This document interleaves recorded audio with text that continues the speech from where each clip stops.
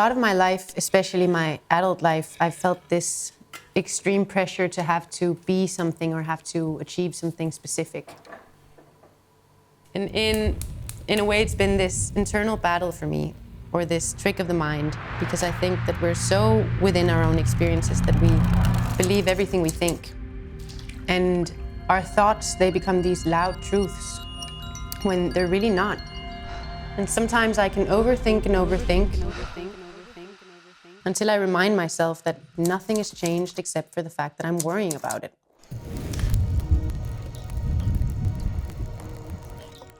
Working with my hands, it takes me out of my own head. And it creates this space where I'm forced to be present. If I stop focusing or if my mind wanders, I get punished. I burn myself or I hammer myself over my finger. And for a moment, it's not about me. I'm not in my head anymore. I become my hands, and my ego becomes quiet.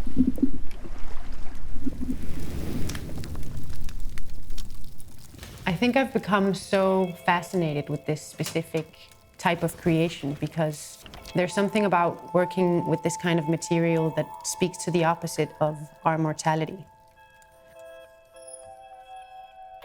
If you look at a piece of gold or you look at a diamond, you're actually looking at something that's over 1 billion years old. Most things in the world, they do transform so quickly, and that's what we're witnessing in our very short lifetime. If we chop a piece of wood and we put it on the fire, it suddenly becomes something else. It's suddenly ash instead. Where gold, I can hammer on it, I can heat it up in the fire, I can manipulate it in so many different ways, and it's still the same in its essence. Gold is static. Biologically, everything within me is constantly changing. So really, what's my essence?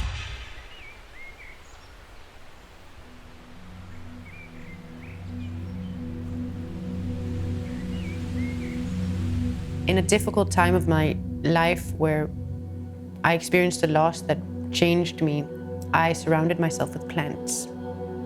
And it was a way for me to heal, really, to focus my energy into something else. You watch something else grow. And it's suddenly so much more simple than being inside your own mind and thinking about your own growth all the time. And the irony is that while I'm helping a plant grow, I'm actually growing much more than I would be if I was obsessing about how much I should be growing. These lessons that we tend to forget, they're actually quite easy to remember when we search for them in nature and by observing the stillness.